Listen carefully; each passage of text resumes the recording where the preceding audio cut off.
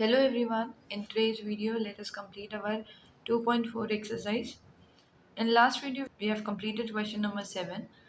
Now let's start with question number 8. Half of a herd of a deer are grazing in the field and 3/4 of the remaining are playing nearby. The rest 9 are drinking water from the pond. Find the number of deers in the herd. Question में जो पूछा गया है सबसे पहले उसको हम late लेंगे. Let the number of deer in herd x. Okay, अब x लिया है तो इसके अकॉर्डिंगली क्वेश्चन को प्रोसीड करेंगे. क्या? Half of the herd of deer are grazing in the field. तो डियर ग्रेजिंग कितने? Half of the herd. Herd में हमने x माना है तो x/2. समझ में आ रहा है? हाफ तो 1/2 हाफ होता है. हर्ड का हाफ तो x/2. देन क्या है? 3/4 of the remaining are playing nearby. 3/4 3/4 of remaining. अब remaining कितने बचे हैं? Of means multiply. अब remaining जब x/2 घास खा रहे हैं तो बचे कितने? आधे. तो x/2 ही बचे, वो खेल रहे हैं. The rest 9 are drinking water in from the pond. तो ड्रिंकिंग वाटर कितने हो जाएंगे? 9. ये एग्जैक्ट नंबर दिया हुआ है. Find the number of dears in heard. Herd में कितने डियर्स हैं?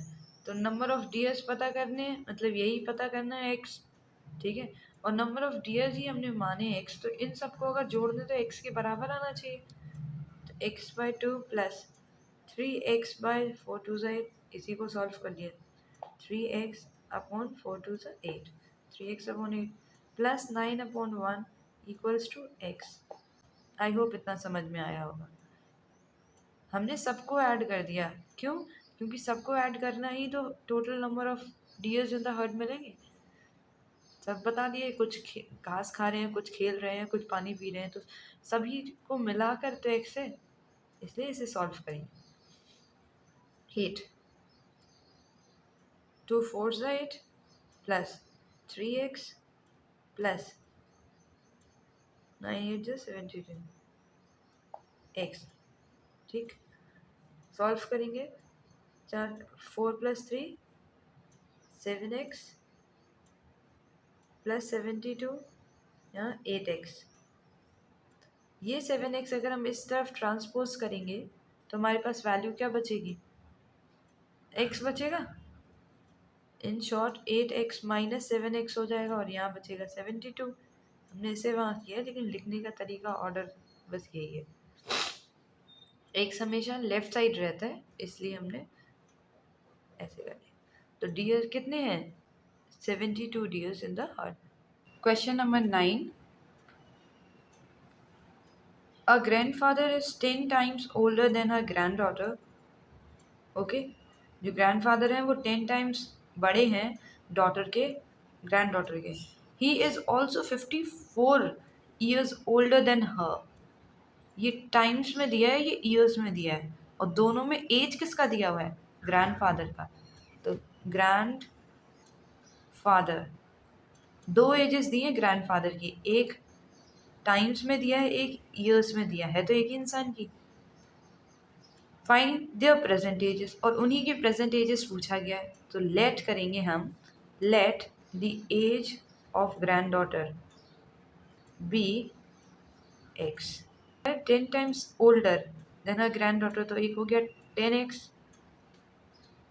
और अगला क्या है? 54 ईयर ग्रेटर देन हर डॉटर, ओल्डर देन हर डॉटर, तो बढ़ गया. अब क्योंकि एज एक ही पर्सन की है, सो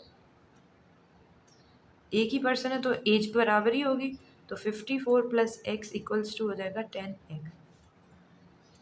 ठीक है, x को उस साइड ट्रांसपोज करेंगे तो क्या होगा? 10x minus x equals to 54. उसी साइड है, बस हमने पोजीशन इस तरफ लिखने की जगह पोजीशन को चेंज कर दिया, इस तरफ लिख दिया. Okay, 9x equals to 54, x equals to 54 divided by 9, x equals to कितना है,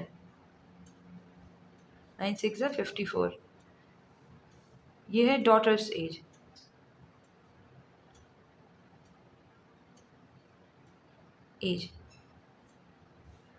ओके, अब हमें क्या चाहिए, ग्रैंडफादर्स एज. तो grandfather's age equals to क्या है, 10 टाइम्स डॉटर एज. तो 10 into 6, that is 60 years.